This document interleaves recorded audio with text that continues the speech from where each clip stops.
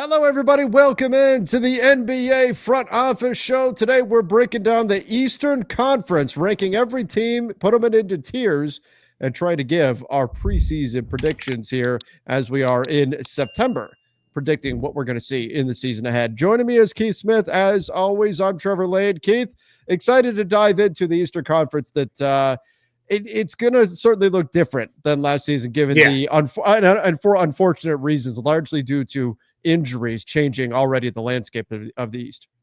Yeah, without a doubt. I mean, we're a little spoiler alert here, but Boston and Indiana aren't expected to be title contenders like they were last year. Pacers obviously made the finals. Celtics were coming off winning the championship.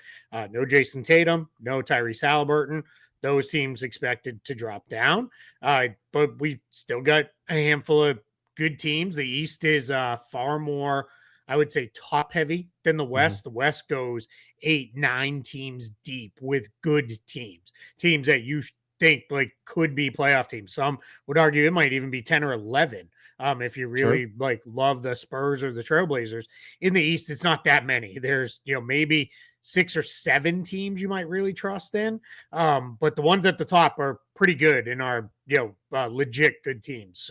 So yeah, you want to dive into the East contenders? Yeah, let's do it. Let's start with the top tier, and we talked about this when we did our Western Conference tier. We on the fly figured out exactly what S tier Yeah. actually means, because we're old, I guess. We Yeah. we didn't know Yeah. exactly what that means, but we did figure it out. And so let's get into our S tier teams, and then we will put each team over into our ranking here as we go through. And as always, like I came up with these categories for the groupings. They're not exactly the same as the West. If you've watched the West episode, our S tier was the Thunder Right. by themselves. Then we sorted. I kind of the East broke down a little bit differently for me. But that's part of the fun here is if you disagree, we'll go back and forth and get into it Mm-hmm. about other teams. So my East contender tier, and let's one more quick reminder. If teams are in the same tier, it's kind of put them in whatever order you want Correct. within the tier. Like Yeah. I don't want to spend a ton of time with people being like, "Oh, you like this team better than that team." No, In if a they're in lot the of same cases, tier, yeah. same tier, yeah. And in a lot of cases, I just did it in alphabetical order by city. So that's if anybody's wondering, like, why was this team above that team? That's kind of where it was. So all right, so if we start with these contenders, I have 2 teams in Okay. this tier: Cleveland and New York. I'm right there with you. Yep. Okay. And we have no disagreements so far. I am going with Cleveland and New York as well as the contenders in the East, and I will drag them up here for Yep. us. Yeah. And I think it's those 2 teams were there last year. Obviously, the Cavs, they've got to prove that they can win in the postseason. I think Mm-hmm. we're all still waiting on that. Yeah, I couldn't find the Cavs I logo. couldn't do that. I'm like, where did they go?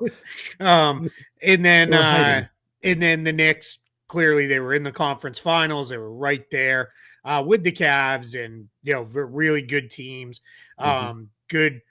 Good depth for both teams, I think. But Cleveland already being tested, they've got some guys out already, so that's a major thing we're going to be watching. Mm-hmm. Max Strus is hurt, Darius Garland's hurt to begin the year, so we'll definitely have an eye on that to see where they go. And then the Knicks, a lot of it's going to be do the guys they added for depth, Gershon Yabusele, Jordan Clarkson, Mm-hmm. can they step in and take a little bit of a load off one of the better starting fives in the NBA? And when we got to remember too, the Cavs, they added DeAndre Hunter mid-season last year. Do we see more synergy there with Hunter on the floor now that you get a full training camp with them? Do we see this team come together? And this was a team that I thought played a very aesthetically pleasing brand of offensive Sure. basketball. I love the way they moved the ball, found the open man, knocked down shots. They were a lot of fun to watch. The other question for this Cavs team though is, what does the loss of Ty Jerome mean Yeah. ultimately for them? Is that a big step back for them? Is it not? What can Lonzo Ball step into that role? What does that look like? Yeah. So there are still some question marks over this team, but I do think these are the top 2 in the Eastern Conference if we're going to identify anybody as the team to beat. Let me ask you this though, Keith. Let's say we are getting mid-January, and these are indeed the top two in the Eastern Conference. Which one of these teams do you think has the best shot at pulling off a mid-season move to put them over the top and separate from the other? It's a good question. I would say the Knicks probably. Well, actually, I'm going to change my mind on that. Right here on the fly. All right. I'm going to say the Cavs. Both of them are challenged by the second apron. Knicks are just under it. Cavs are way over it. But I think the Cavs have a little bit more depth to dip into to trade away if they wanted to go that way. With the Knicks, you're talking about either you're getting rid of one of the guys from the starting five, or you're moving Mitchell Robinson or Deuce McBride, who on their own, they don't even have that big of salaries. So that also becomes a little bit of a challenge. So it's probably like Josh Hart would probably be the most tradable guy, I guess, of that group, just given kind of what his role is with the team and the like. So that's a little bit tough. And just like the Cavs, but even a little bit more so, they're out first round picks for multiple years from the Mikal Bridges trade and then the Karl-Anthony Towns trades. So yeah, I would go with the Cavs. The Cavs have, if they wanted to move, let's say we're at that point in the season and they're humming along and they're like, what we really need is X, right? We got to go get another big forward or another big for the rotation. Well, you could maybe look at trading Max Strus and say, all right, well, Sam Merrill's filling in fine. We've got DeAndre Hunter. We're moving along pretty good. And then there you go. You get $16 million in tradable salary by moving Strus. You could add Dean. Well, they can't aggregate because they're over the second apron, but You know what I mean? They face challenges, and there's a world where maybe it's like, you know what? We're pretty good. Maybe we do move Jared Allen. If that's going to rebalance us in a better way. Yeah. Okay, let's get before we move. Last thing on these two teams, got to get it done this year, and by get it done, I mean like get to the finals. Or we are going to see moves next summer that break up some of the core. You're just not going to give it too many years with this same group. I realize it's a little unfair to the Knicks. They've only had one run, where the Cavs, this is kind of gearing up for the third run together, but teams just generally don't have that much patience with the same kind of core guys, especially teams that are a little bit stuck around the apron. So this is, I think, the clear cut right now. Here we are as the top two, but as you said, there's a window of opportunity right now in the Eastern Conference. Sure. And we're going to see, changes if these teams don't get there, but also that window will not be as open next year. At least we wouldn't project it, because the Celtics will get healthy. The Pacers will get healthy. And so this is their chance. This is the time to strike for the Knicks and for the Cavs and these other teams that we're going to get into in this next tier, the home court advantage team. So, why don't I kick us off with this? Yeah, give me a stab, and then I'll disagree if I feel okay. Okay, so let me throw a team into the mix that I liked what they did during the offseason. I thought they had a really good summer. There's still some question marks about them, but it's the Atlanta Hawks. I loved what they did. They won the Nickeil Alexander-Walker sweepstakes, adding Kristaps Porzingis, getting Jalen Johnson, who was one of my favorites to be the most improved last season until he got hurt. At least going into the season, he was. I think this Hawks team is going to be awfully good. I like that they went for it, going and getting Porzingis and making the moves they did to go try to win right now. So the Atlanta Hawks is a team that I have as a home court advantage team in the Eastern Conference. Yep. Rare for me. I really have nothing to add. You said it all. Okay. Let's go to a team that I know you're going to agree with this one. The Orlando Magic. Yep. I love the addition of Des Bane. Now, did they pay a lot to get him? They did, but he also fits exactly what the Orlando Magic need. They need 3-point shooting without costing them too much on the defensive side of the ball, and ideally a bit of, at the very least, secondary playmaking, if not occasionally primary playmaking. Well, Des Bane, check those boxes. I think he's going to be a great fit. I also think there's just some natural positive regression that's going to hit their 3-point shooting. Last season it's like they were cursed, man. I don't think they are really last 20 seasons. Well, but I mean, it was so bad. Last season was so bad. They were so far the worst 3-point shooting team in the NBA. I think that will improve. And if they can get a little bit of injury luck, obliques, stay healthy, please. And I think that this Orlando Magic side is going to be really good. And let's not forget a healthy Jalen Suggs. I think does wonders too to add to what was already a ferocious defense. And not that I know you're aware, but just to put it in there, I think Tyus Jones was a sneaky good Yeah, pickup for yeah. them, to give them just one more guard, a little bit of a different look from their other guards in the backcourt. You can argue Suggs and Bane, while they're both very capable on ball players, you could say they're probably more shooting guards than they are point guards. But they're going to play it that way because you get a lot of playmaking, ball handling with Banchero and Wagner. So that's how you get away with that. But just having Tyus Jones, somebody who Jamal Mosley can go to when we just got to settle things down a little. Maybe things are getting a little wonky. I want to make sure we get a good shot over the next several trips. So let's make sure we get there. You throw Tyus Jones in there. He's one of the more steady guys in the league.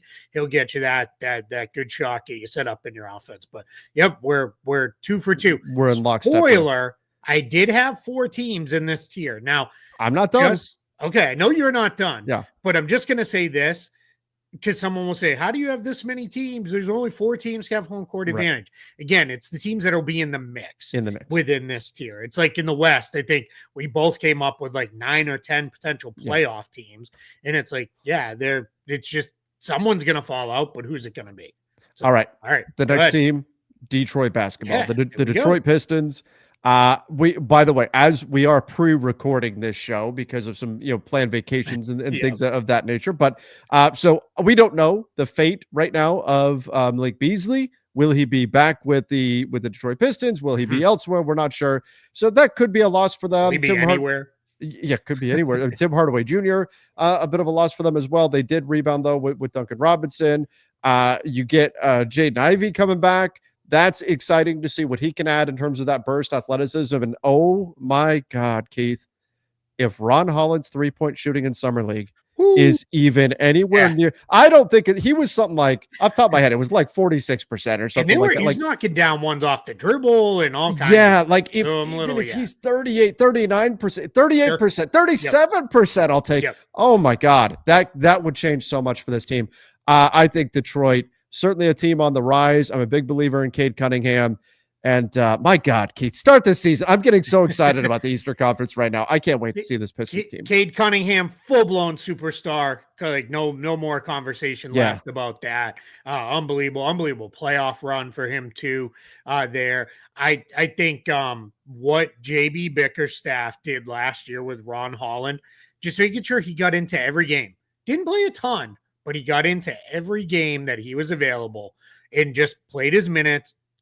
Basically, they said, defend and run the floor. Like, that's what we need out of you. I think that was the perfect transition for him. And then I'll throw in Osar Thompson, too. Still there. Really, really good as well. I think you're right. Like Duncan Robinson's going to have to replace Beasley as the shooter. I think Jaden Ivey's going to have to do more playmaking in the role that Dennis Schroeder held down for them a year ago. And then Karis LeVert, potentially a sneaky good signing for their bench. But I think this team is pretty good. Could maybe use one more big just to kind of have around. But Isaiah Stewart is there backing up Jalen Duren. Tobias Harris had a sneaky good year for Detroit.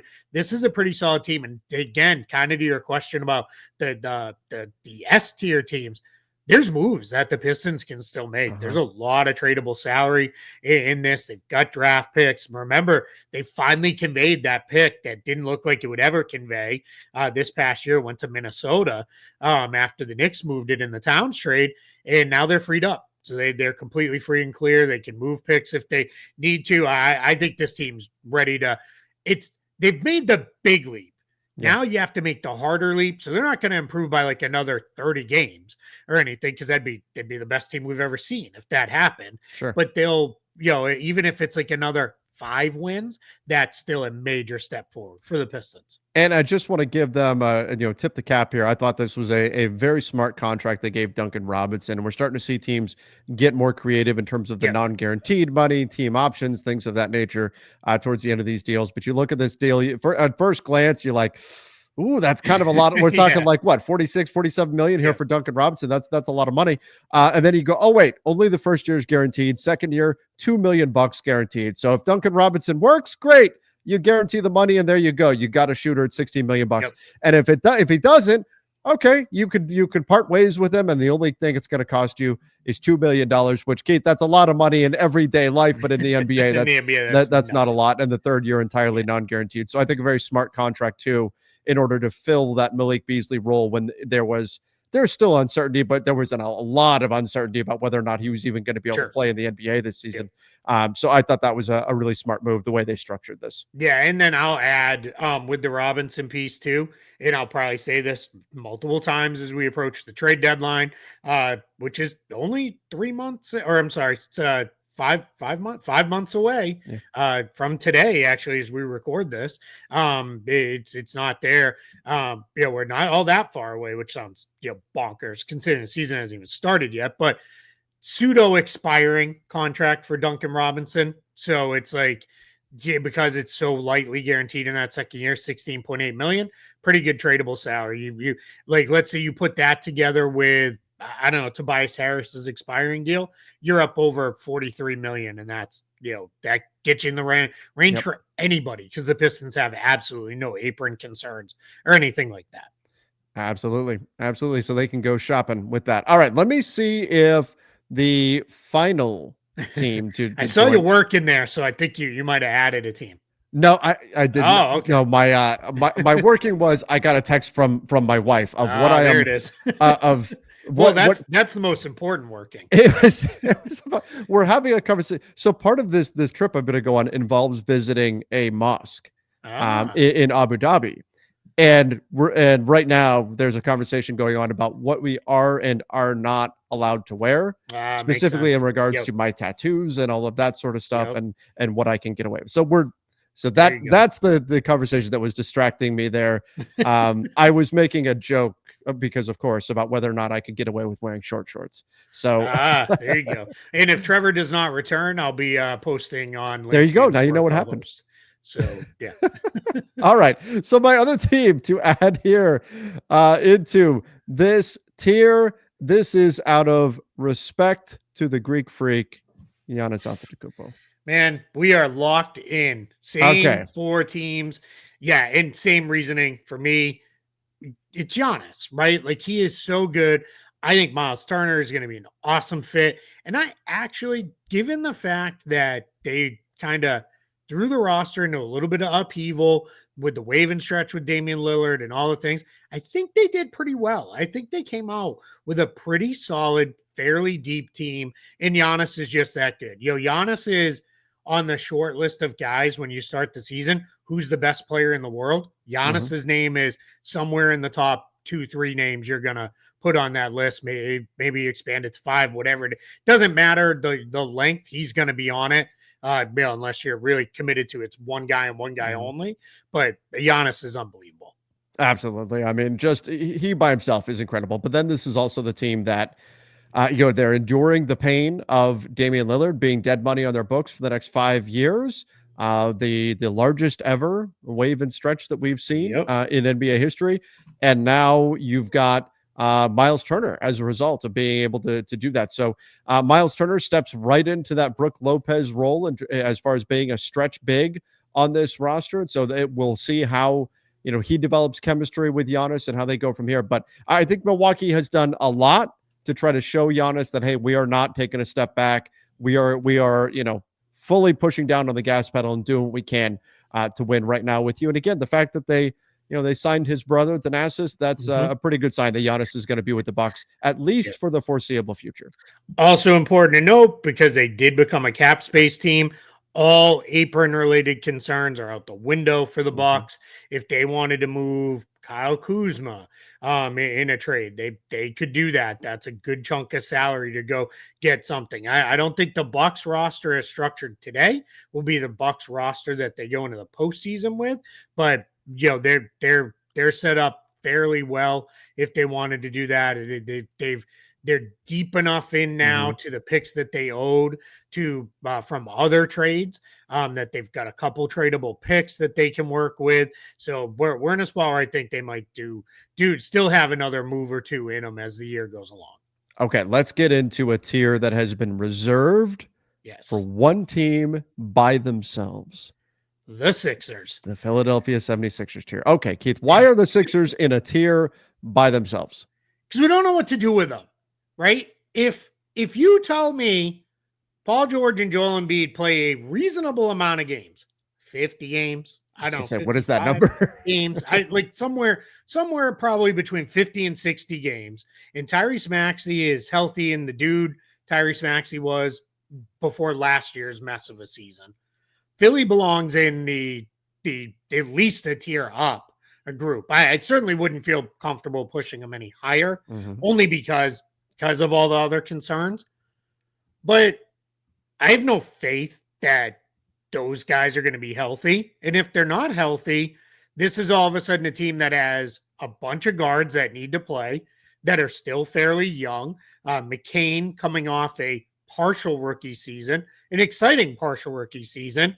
VJ Edgecombe coming off going to be a rookie. And then Maxey coming off a kind of lost-ish season due to injuries for him. And then backup level guys for the front court positions. If Embiid's not able to be there, if George isn't able to be there, it just gets very messy for Philly. And then you're probably saying they should be down in the lottery grouping. So I kind of split the difference and human shrug emoji. I don't know what to do with them. So they get put in their own tier right smack in the middle. That's going to be wrong. They're either going to be better than this or they're going to be worse than this. But I just don't know what else to do with them. Yeah, it comes down to the health of these players. If they're not healthy, then that's going to put them in a very tough spot. Of course, as we're recording this, we don't have resolution yet on the Quentin Grimes situation, so we'll see ultimately how that lines up. VJ Edgecombe is an exciting young player, but yeah, I mean, does Joel Embiid could play 10 games this season, and that's it. He could play 60 games, right? I mean, anywhere in there. I can't see him playing more than 60. I mean, he already talked about not playing back-to-backs last season. So yeah, I think just out of conservation, they would hold him out of 20-ish games at least. So I tell you this, though, like for a team that really went all in last summer and got Paul George, these may be the two worst contracts in the NBA right now, depending on how they are health-wise this year. As talented as they are, like, they're on the same team. Paul George and Joel Embiid, if not the most, they are certainly two of the most difficult contracts to trade out there on the market, I would imagine. And they're both on the same team. The 76ers, both in terms of their wins this season and their overall performance on the court, but also just in terms of their future outlook. They need a healthy season out of Joel Embiid and Paul George in just so many ways. Yeah, and now given Lillard and Beal were both waived and stretched, which Lillard age and injury, Beal age, injury, and the former no trade clause. Yeah, those are off the worst contract list. Now their contracts now are fine. So yeah, I'm with you. I'll obviously do a least tradable worst contracts look. When we're well deeper into the season. But yeah, these two are going to factor pretty highly on the list. Unless by the time we get to me getting around to writing that in late January, they're playing awesome. Maybe we think a little bit differently, but it's still, it's pretty rough. And like you said, having them both on the same team. But yeah, Philly's either going to be really good or they're going to be awful. And it's really solely due to the injuries there. So kind of split the difference, throw them in the middle, and move into the next group, which I titled the play-in tournament teams. So these are the teams that'll be competing for spots in the play-in tournament. Let me give a peek here, little inside front office show, little inside baseball.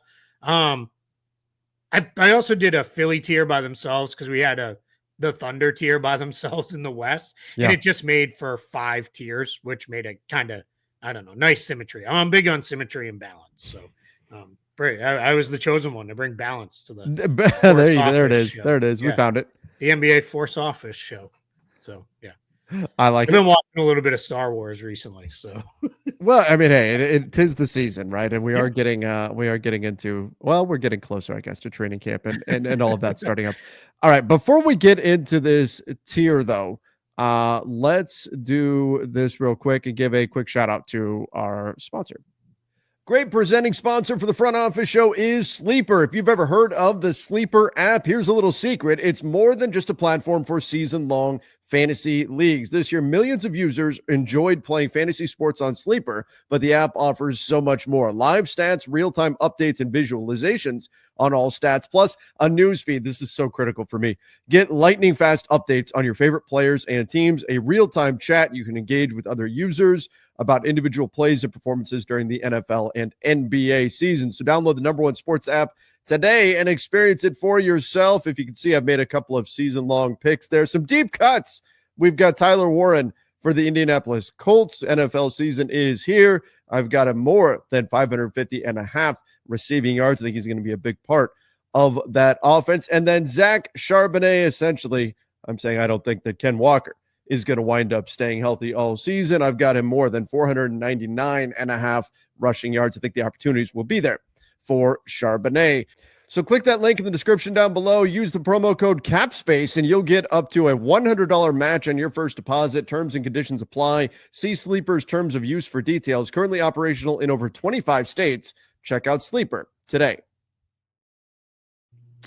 Okay, so who is the first team to throw into the play-in tournament tier here?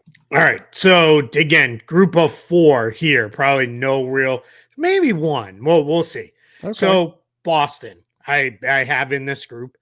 They still have enough talent to be a playing team, Sure. especially in the Eastern Conference. Yes, Jason Tatum is out. Drew Holiday's traded. Kristaps Porzingis is traded. Al Horford, we're still waiting to see, but very likely not going to be there. But the Celtics still have Jaylen Brown. You still have Derek White. They have Peyton Pritchard. Nemias Queta has been fantastic in Eurobasket.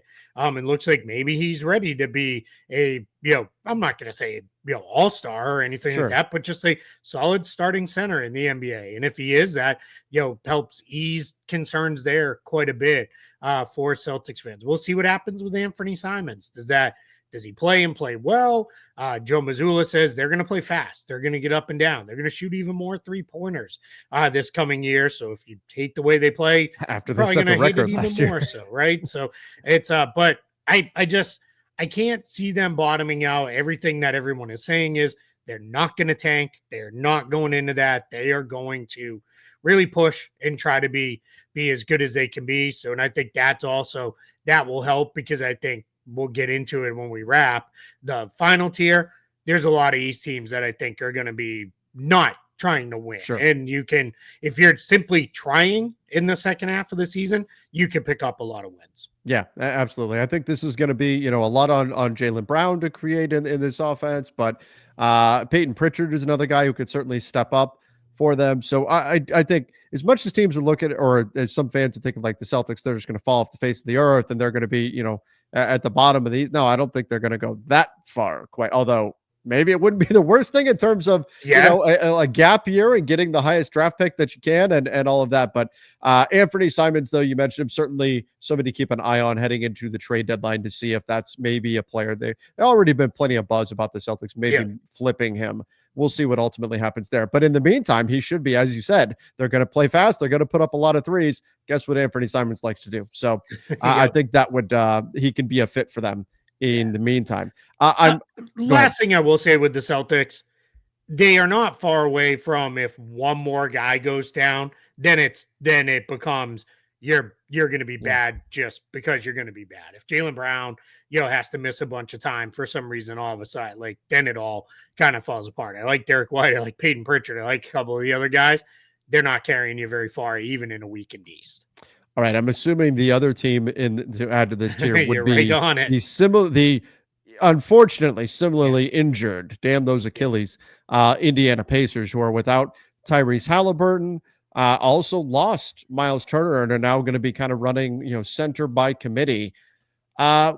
What do you think of the outlook here for the Pacers? I mean, obviously there's going to be a lot on Andrew Nembhard now in terms of initiating the offense and creating for this club. Yeah, I think they're still going to be pretty good. But by pretty good, I mean like above 500 in the mix to be a playoff team through the play-in tournament. Pascal Siakam's around, still really good. I think Benedict Mathurin now, the runway is there. If he's going to make a major leap, this is the time. Their depth is still all intact. You have McConnell and Toppin and Ben Shepherd. They've re-added Isaiah Jackson and James Wiseman, and Jay Huff, and they still have Tony Bradley. So someone from that group's going to emerge. James Huff or Jay Huff. It's James. It's because I read it. James Wiseman and Jay Huff. Yeah.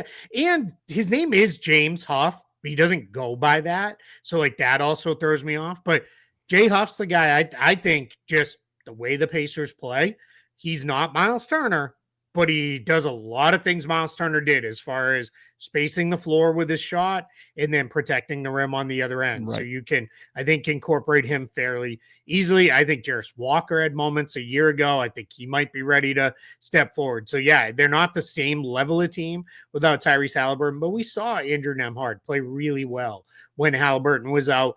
Not in the last playoff run, but the one before that.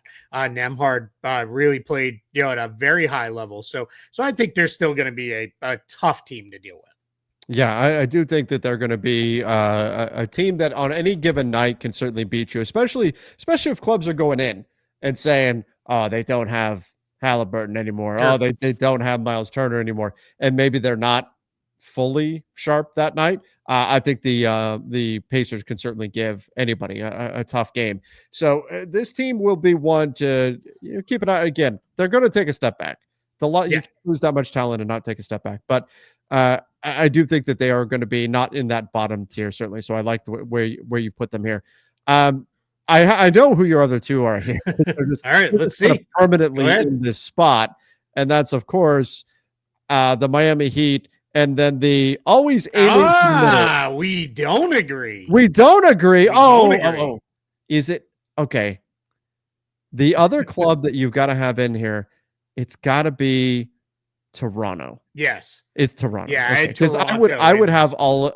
If it was my tier, it would look like this. I would have all of these, all 5. Yeah, and that's fine if you want to put the Bulls in there. I did not put them in there. I think this year is where they do finally. Maybe not intentionally, but pivot a little bit younger. Maybe they do make a couple moves. A couple of these guys that are on expiring deals are not with them and they're kind of out. Toronto, we've talked about it before. Well, let's talk them and then we can talk the Heat. Sure. The Raptors they're set up to try to win. Like they've locked into a lot of money. Barnes, Ingram, Pirtle, quickly. RJ Barrett. You've got a lot of money on the books for a team that is you can't really go into the year saying, well, we're probably a lottery team. Again, I think they're gonna play hard. I'm extremely interested to see this Raptors team and see what it looks like with them. So, but I think they're gonna be in that mix for the play-in tournament. Just there's too much talent there to not be in the mix at this point, especially when you look at compared to the other 4 teams in the lower tier, they're just better than those teams are. Agreed. They got hit by some injuries last year. I'm also a big fan of Jakob Poeltl in his game. And so I do think this Raptors team, while I wouldn't put them, I don't think they're, I look at it this way. They're probably closer to being a D tier team than an A tier team, than making that jump up. Agreed. You know what I mean? Yeah. But I will say they are clearly better than the teams in that D tier. And if Scotty Barnes takes a leap, if you see improvement there, maybe there's some pathways for them to get a bit better here. Miami is a weird one because they kind of feel a little stuck. Now I know they've got some cap flexibility moving forward. Yeah. And you've got some talent, Bam Adebayo, you've got Tyler Hero, you've got some pieces here. Kelly Ware is a guy that I've been excited about, but added Norman Powell. This offseason, Andrew Wiggins will be there. No Jimmy Butler. That's drama, right? I Miami. If we're sitting here mid-season and we're like, man, the Heat are kind of challenging for home court, I'd be like, okay, sure. Yeah. I think it's more likely they're in the play-in tournament, but wouldn't surprise me. I certainly think they would not shock me at all if they're better than Boston or Indiana, and they're more to the top end of the play-in tournament. That wouldn't really surprise me at all. Wouldn't surprise me if they did what they've done in the past and win in the play-in tournament and they're in. I don't think they'll go on any kind of run. I just think there's too many holes on this team for them to be, real contenders. But again, Eric Spoelstra, good group of guys that are there. The big thing that will swing their season, if they're a lot better than this, if they're closer to competing for home court advantage in a top 6 playoff spot, then the Heat, that means Nikola Jovic, Jaime Jaquez, Mm-hmm. Khalil Ware, the young Heat players really stepped forward in a big, big way. Yeah. Yeah. And Nikola Jovic has done some stuff in Eurobasket. So, we'll see. Got to stay healthy. That's the big That's thing. the problem. Got to gets stay him healthy. in the NBA. Yeah. And I don't know what happened with Jaime Jaquez. Rookie year, everybody loved him. Last year, fell out of the rotation, wasn't playing as much. Khalil Ware played pretty good. I kind of like the idea of them opening bigger with Bam at the 4 and Ware at the 5 and see what it looks like. So, there's interesting guys in Miami, certainly. I'm also not sold that this team doesn't pivot a little at some point if the season's just they're kind of muddling along around 500. It's like we're going to be a play-in tournament team, and if they're like, hey, a team wants Andrew Wiggins for expiring salary, great, let's go. A team wants Norman Powell and we can pick up some additional assets, let's do that. And then really they go into the summer with, hey, now we have boatloads of cap space, right, and we've got Adebayo and Hero, and we can build out our roster around them and the kids and go forward that way. So that's the other reason why I've got them a little bit lower. And I'm sure Miami, if the opportunity presents itself, they would just love to pitch Giannis Antetokounmpo about what life on a beach is like compared to being in Milwaukee. If at some point that there will always be hunting for those big stars, Yes. they always find themselves in the mix. So you never know how quickly things can pivot in South Beach. We know one thing: there will be stars available because there always are. Yep. Whether it's guys we know right now or not. So, all right, Tier D, the lottery teams. I'm with you. The Bulls could be in the next tier up. They could be more competitive. I kind of don't think they're going to be very good. I think organizationally they want to be. They want that play-in revenue. Kind of they love the play-in tournament, but yeah. I think that's where they want to go. And instead, like their former brethren, the Wizards and the Hornets, who used to love the play-in tournament too and have really committed to rebuilding, they're not there. But, we'll see where they go with the Bulls. I think, they could be okay. I kind of think this year with some guys on expiring deals, they're now more tradable than maybe they were in years past. Whether the Bulls will, that's a whole other question. I am encouraged, not by how well they'll play or record wise. Man, the Boston accent. Wow. There. Record. It's I am very enthused by them talking about how much they want to play Buzelis, and how much they want him to have the ball. That's probably not going to lead to wins, but that's good for them long term. He is the most exciting thing on this roster, in my opinion. I thought he had a very positive rookie season. Yeah. And I think, there's a ton of upside with him. So if they really do lean that way, but look at 4 of their top 5 salary players are on expiring deals. Yep. There's a chance, we see movement with the Bulls. Let's just not do it and then trade them for like sideways moves that just add money further out. Cause that's my fear with them. Yeah, and that's where we get into Kings East, right? I've been calling them Kings East for a bit now. Let's stop doing Kings East stuff. Yeah, Kings East and the Kings are Bulls West with all the former Bulls on their roster. Exactly. I mean, they've got the roster for it. All right, let's talk a little bit about the Washington Wizards, who are a team that despite they've been down and out for a while now, but on the rise. They've got some interesting young talent. Alex Sarr should be healthy for the start of the regular season after suffering an injury at Eurobasket. So that's good to hear. They've got some interesting pieces here. They've added some pieces here in the draft as well. And so I think this is a squad that, while I'm not expecting them to win a lot, they're at least going to be kind of on the rise, and it seems like there's a clear path. There's a plan. I was impressed with what we saw from Bilal Coulibaly in Eurobasket. He's done some good things. So last year, pre-injury too, Coulibaly was in the middle of making the leap. Yeah, like that second year leap, and then he got hurt. It missed a large chunk of the second half of the year, but he was really coming on strong. Shot was a little shaky, but 3.5 assists per game for him last year as a second year, not a guard, not traditional playmaker. That's exciting stuff. Yeah. That is like, whoa, wait a minute. There might be more all around juice to this guy's game than we thought. And then you've got, pieces like, Cam Whitmore coming in. What can he be? There's still plenty of upside and potential there. Couldn't get minutes in Houston, and so he winds up moving on to Washington. And then you've got the two veterans at the top, Chris Middleton and CJ McCollum. Did they both finish? Does either one of them finish the season on the roster? I don't think so. I think they'll be there early to kind of.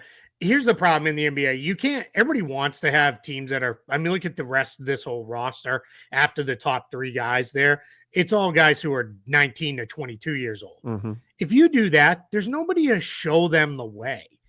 And that just gets super messy and things just get really bad when you're that young. Even the Thunder were never that young when they were kind of starting to build that team up. They always had a handful of veteran guys around in those early years.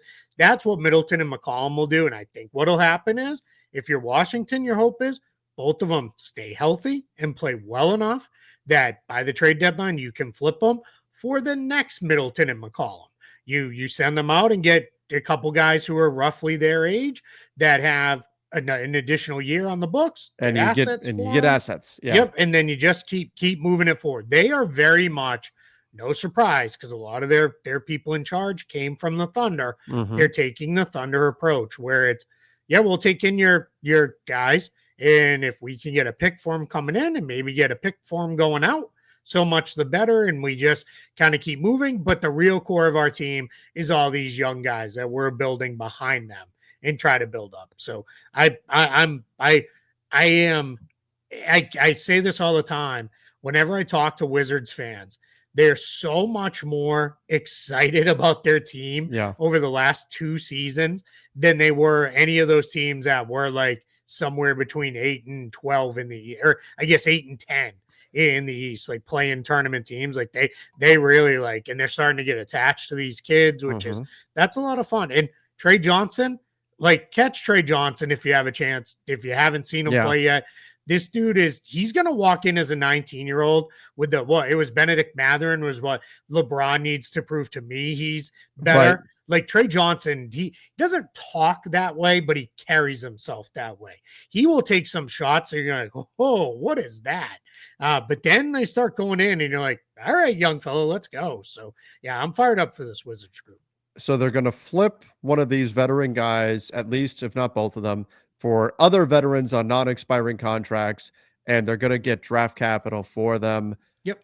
So essentially, I should just go ahead and pre-order my DeMar DeRozan Wizards jersey right now. Is what you're telling me. And the Kings are not going to be able to resist CJ McCollum because they need more guards who could put the ball in the basket and not give you much on the defensive side. Could be. You never know. They definitely need one more guy like that in the rotation. Man, for an East podcast, we're really beating up on the Kings here. The Kings are catching strays. I want them to be better. I just do. Yeah. All right. The Charlotte Hornets. Health obviously was, certainly a big factor with this team. What are they going to do in the middle? Can LaMelo Ball stay healthy? In addition to other guys, Brandon Miller, can he stay healthy? What's that gonna look like for this team? There's like, if you squint, there's some pieces here that are on this roster that are interesting. Like I think of these 4 teams here, it's a tough pick between and maybe this is because the Bulls beat my Lakers last year, but like team that you don't get up to play against that accidentally hands you a loss on any given night. Yep. Like the Hornets could be that team that could come out and beat it. Well, frankly, the Hornets beat my Lakers last year too, but they could be a team that could any given night come out and run you off the court, especially if LaMelo Ball really gets it going. Yeah, the Magic used to be my go-to for like, those games that are Tuesday nights in January in Orlando where you just kind of throw the game away for a good team. Then the Magic got too good for that. So now I use the Hornets for that. I'd like them to get too good for that as well. There's interesting guys on this team. The big challenge is the front court's kind of a mess. It's a bunch of get by guys with like Mason Plumlee's there. I like Musa Diabate, but like as a rotation guy, not necessarily someone who's a big part of things. I'm there, right? Ryan Cockbrenner, we'll see. Like I Keep an think eye he on him. has a chance to be something in the NBA. Miles Bridges is still there, but not really. He plays the four, but not really a big. And then Grant Williams, who was kind of coming around for Charlotte after not really fitting in Dallas, he's coming off a torn ACL, so we'll see what he looks like. And then the issue for the other spots is just a whole lot of overlapping dudes at positions where it's like, man, there's a lot of on-ball guards on this group. There's a lot of wings in this group. I will say, I love Brandon Miller. Like, please just stay healthy. Yeah. I think Brandon Miller has a chance to be awesome. He's one of my favorite young players in the league. I just really like his game. He's very smooth. I think he showed real growth in understanding how to play. And then it's kind of the same thing with LaMelo Ball. I thought Charles Lee last year benching him in games when it was like, you're not playing serious. You're throwing crazy passes and you're not playing defense. But he would bench him, kind of have it out with him. Then he put him back in. And before he got hurt, he was starting to play a little better. Just show effort. You're 6'6" or 6'7". Like, just be in the way. Use your speed and quickness to jump some passing lanes. Just be a good help defender. Just gonna be in the way. Tone down some of the silliness there. I mean, I know he's super fun to watch, but I think this team will be better as the year goes along. I think they're going to be an improved team from a year ago. I just don't think, even in a weakened East, I don't think they're going to be very good. All right, let's jump over to another team that is not expected, might be the worst team in the NBA, the Brooklyn Nets. Yeah. And now that's not a shot at the Nets. I think what the Nets are doing makes a lot of sense. They are using their cap space to accumulate as many assets as they can. They're building around young players. They had 5 first-round picks. And this is going to be a season of Michael Porter Jr. in a nightly battle with Cam Thomas to see which one can take the most shots. And that's assuming Cam Thomas gets minutes. Assuming Cam Thomas gets minutes and they don't say, oh, well, you're on the qualifying offer. Yeah, there's some reporting out there that the Nets are like, we're not really going to commit a bunch of time to Cam Thomas. So my guess is he'll play early because everybody plays their guys early in the year. No, even the bad teams don't start the year tanking. Like, they play their guys early. But yeah, I mean, this is just it's a mess of a roster by design. I said it earlier in the summertime when we were talking about the Nets. A couple people were like, I don't really understand what you mean by that. This is the first full year of the rebuild, because last year when they traded Mikal Bridges, that happened right at the start of the offseason. Yeah. And they didn't really have a chance to reap a lot of benefit from that. They still had you're Schroeder 1 year and Finney in. Smith and all those. Yeah, exactly. So you're 1 year in to this. And then, quite frankly, Jordi Fernandez had that group playing, I think, far better than they were even comfortable with. And then it was like, let's start trading some of his better guys. Slow down. Let's it's the old can't play Pena, because he's not on the team anymore. Like, gotta play Hatterberg. Oh, you like Dorian Finney-Smith playing 35 minutes a night and playing well? Guess what? He's on the Lakers now. He's gone. So like, yeah, there was just some challenges, but they're going to do the process that Sean Marks was really good at before. Bring in some guys, see if they pop, see if it looks like guys who can be there as this team moves forward. The rookies are going to play. I mean, they've got 5 of them. They're all probably going to play some there, and that's going to lead to being bad. Like, they're just not going to be good. And even their veterans, I don't scroll down. I don't know if they have a 30-year-old on the team. I think Terrence Mann is the oldest guy along with Highsmith. Yeah, 29 years old.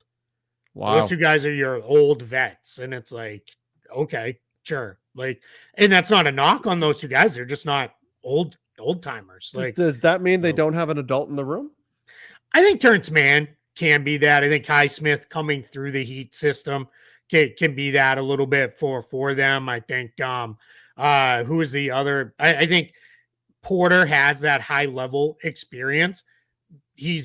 But we won't get into a lot of his off-court things he says, so I don't know that I want people taking life advice from him, but at least a guy who's seen some stuff on the basketball court there. Nick Claxton was... Take a microphone away from him. Yeah, exactly. No more interviews for you. But Yeah, so it is going to be a little tough. Jordy Fernandez and the coaching staff are going to have to do a lot of leading themselves with this, but it's probably not going to go well. But I mean, yeah, no one's going to be shouting down Jaeger Demon, Nolan Traore, Ben Saroff when he gets to play. Like, nobody's going to be shouting them down as 19-year-old ball handlers. Like, they're going to get a chance to kind of lead. So we'll see. They're going to be awful. I think I'll be shocked if this is not the worst team in the league unless Utah trades Markkanen and Kessler and is like, yeah, watch what we do with a team full of young guys.